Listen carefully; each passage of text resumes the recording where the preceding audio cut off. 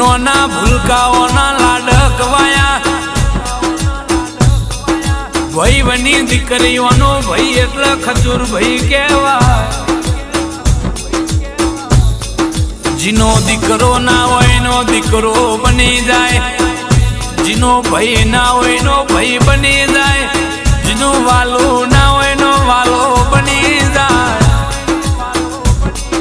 જે બુન દીકરીનો વીરો ના હોય નો વીરો બની જાય, જીને રાખડીનો બોધનાર ભાઈ ના હોય નો ભાઈ બની જાય ને ખજૂર ભાઈ કહેવાય.